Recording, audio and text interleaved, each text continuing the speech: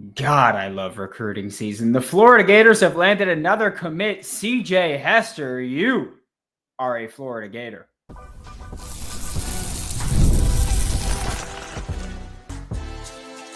You are Locked On Gators, your daily podcast on the Florida Gators. Part of the Locked On Podcast Network, your team every day.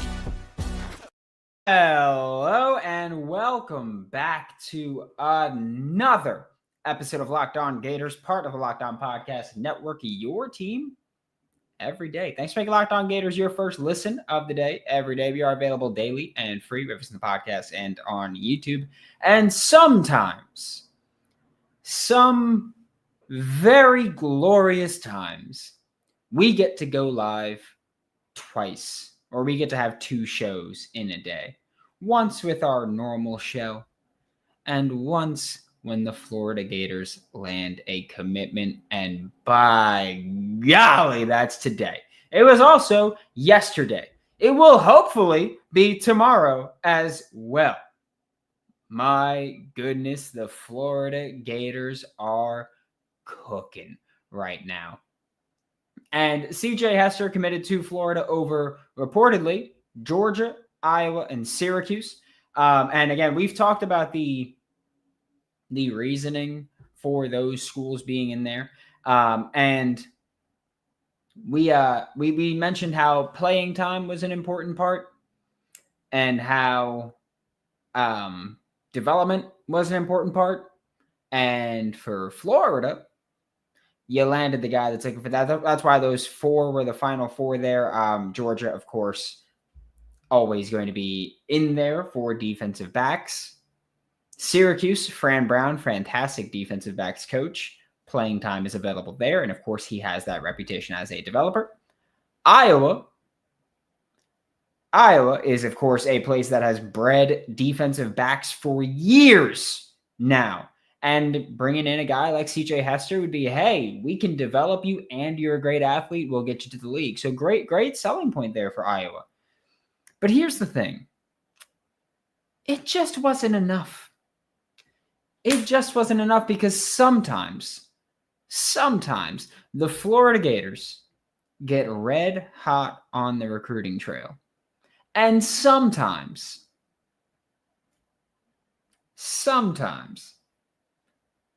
that means you just can't out-recruit Billy Napier for some kids. And CJ Hester is one of those kids. It's listed as 6'1", 175 pounds, a 4-star everywhere except for 24/7, where he is a 3-star. And on 3, he's a 4-star with 121st ranked player in the country, 16th corner, 14th player in the state of Florida.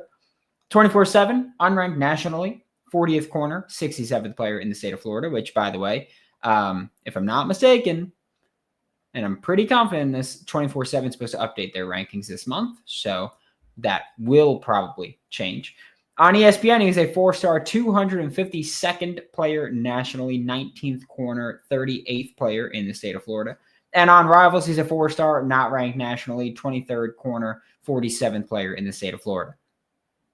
And as we've spoken about multiple times now, the Florida Gators plan initially is to take 2 corners, CJ Brona and CJ Hester. Just CJs. That's it. Honestly, they would have taken a 3rd corner if there was another one named CJ that they wanted. I think that was kind of the line where they're like, oh, sorry, everyone else. We're only taking CJs this year there. But CJ Brona and CJ Hester are now the Florida Gators corner commits for the 2026 recruiting class. And damn, is that a fun class. I know it's just 2, and personally, and I've said this before, I think Florida will take a 3rd later in the cycle. That's not anything that anybody told me. It's just based on how Florida has moved. They generally move for an athlete in the secondary late in the class, and I could see that happening as well here. But I also just feel like getting, again, even though it's just 2, getting 2 corners that have elite length, are great athletes, ball skills there. I feel like that's a really fun addition to have there. I feel like that's genuinely just a great corner class. Again, even though it's just 2 and I would take more, that's not really the important part, is it? No, it's that the Florida Gators landed a guy that if you can develop both CJ Hester and CJ Bronaugh, you're going to have just one of the most fun corner duos around. Like I wanted to say, I'm not going to lie, I wanted to say VH3 and T's fun or level of fun corner class, but I don't want to put unrealistic things. And I think that was just a dominant corner group there. But CJ Hester joins the class, and now Florida is just getting even better. And again, like we've said, they should still keep adding some players over the next few days and weeks. And like I've said, late July would be my point.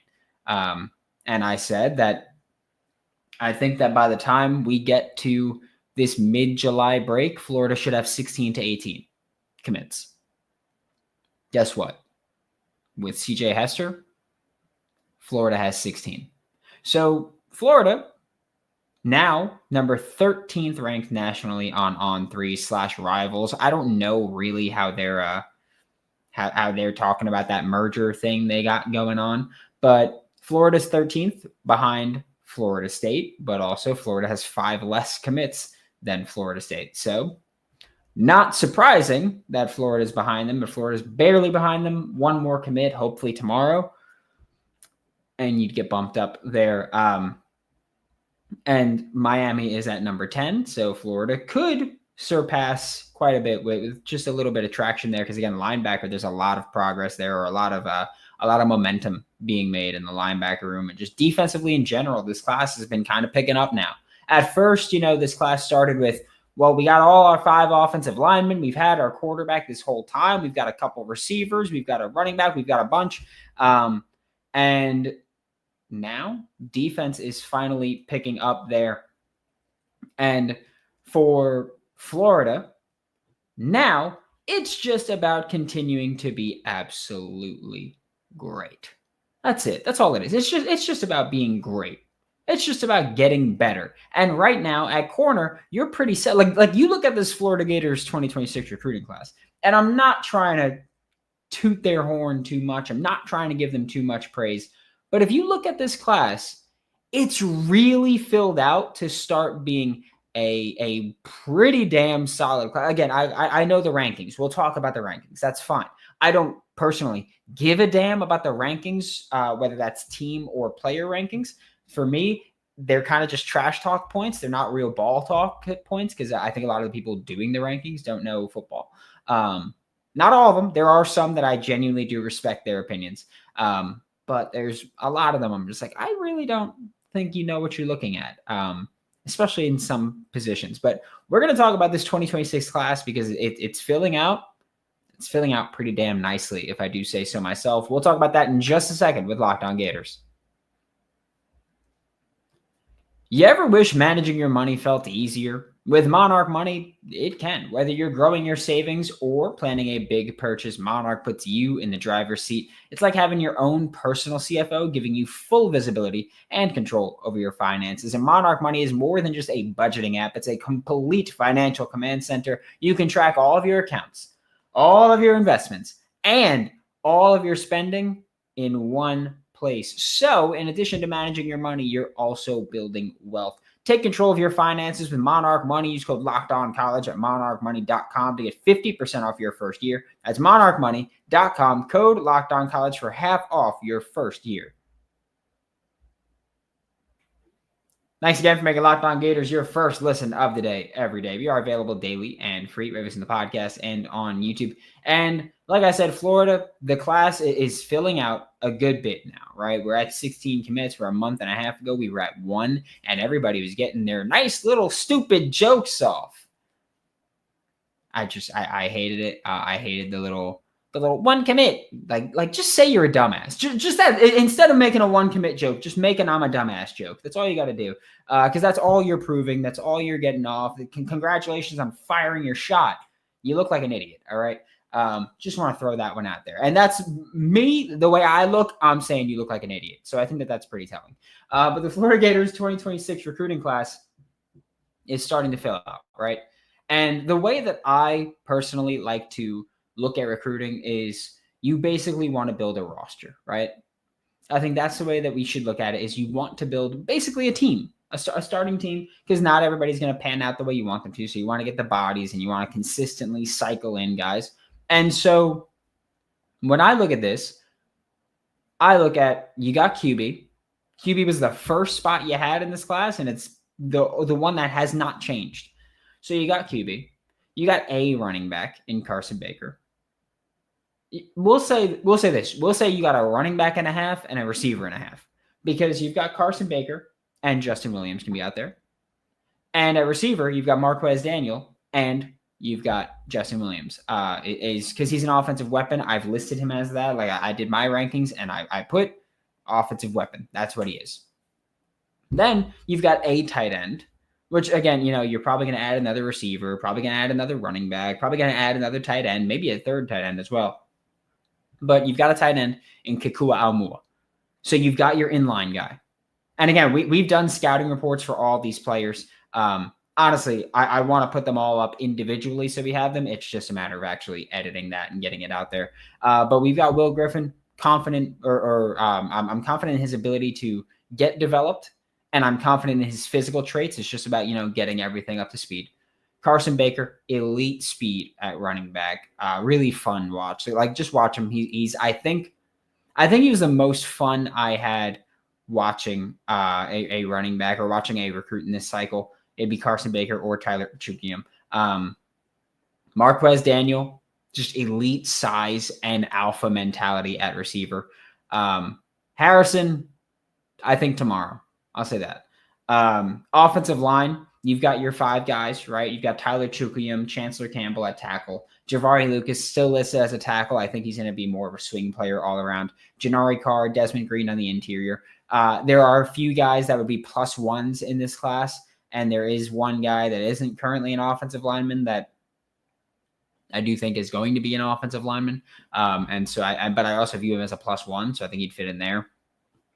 So offense, it's kind of like, all right, well, on the offensive side of the ball, probably another running back, probably another receiver, probably another tight end, and then +1s, which I'm not counting +1s as like, oh yeah, probably another lineman. I don't think that that's necessarily, the marker you're trying to hit. And so you might get another one, but I'm not saying that that's what they're, I think, shooting for. And so you've got that. Double Gator said, do we add another running back? I think so. I think you should, to be honest. I think that, with Jacoby Jackson being probably going to the NFL draft after this year, then you've got who knows what's going to happen with Treon Webb, right?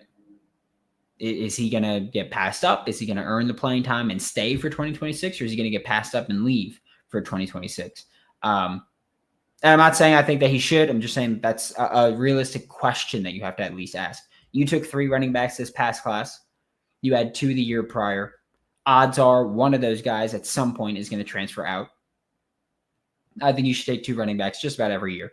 And some years take a third one. So you've got that. But like, you look at this and it's like, all right, well, we got our QB, we got a running back and a half, we got a receiver and a half, we got a tight end, we've got 5 offensive linemen. Like, we're pretty good on offense.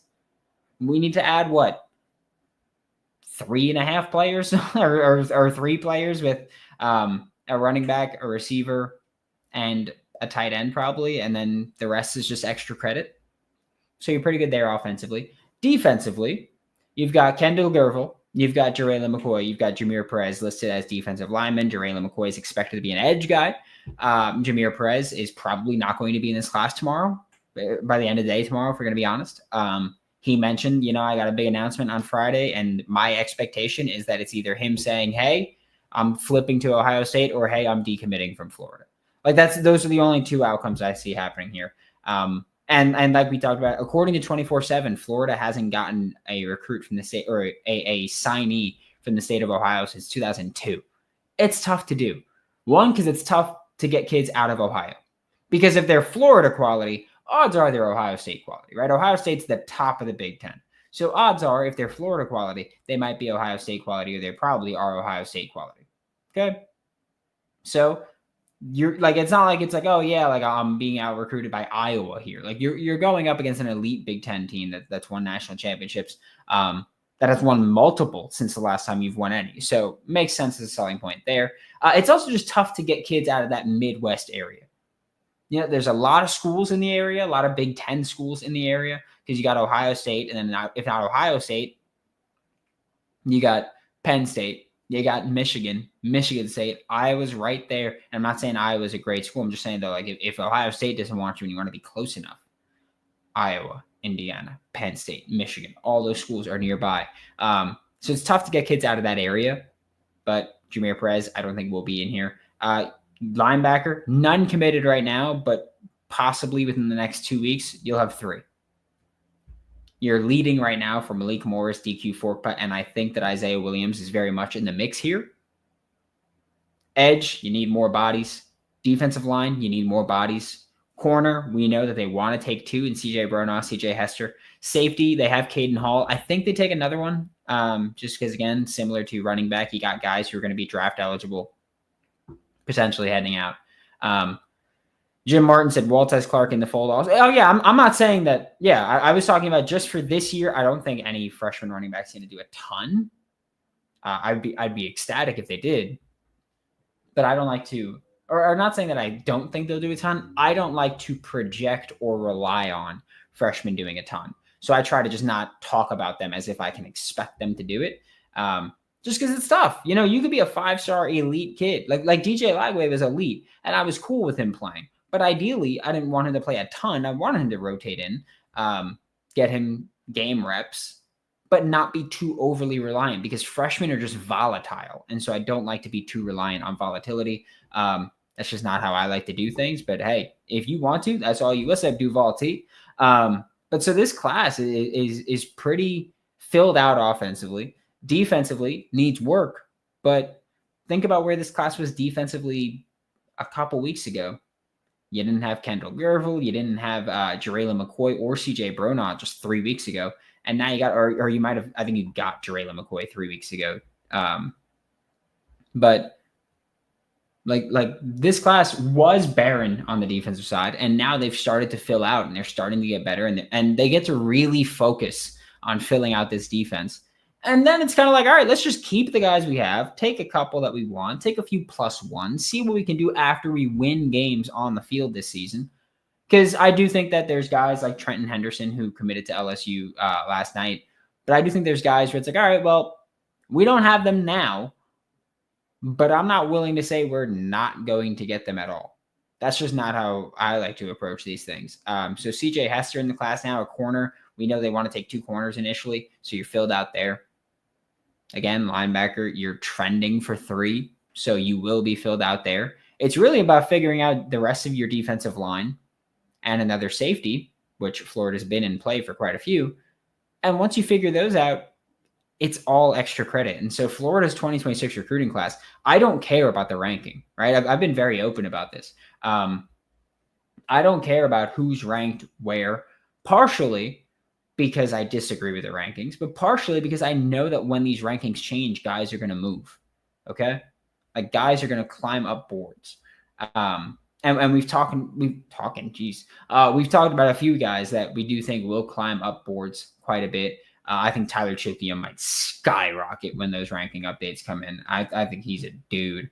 And I think he's going to be a big mover. Like I said, when I put out my rankings for this 2026 class, Tyler Chickium was my second player in the board. I thought his film was phenomenal.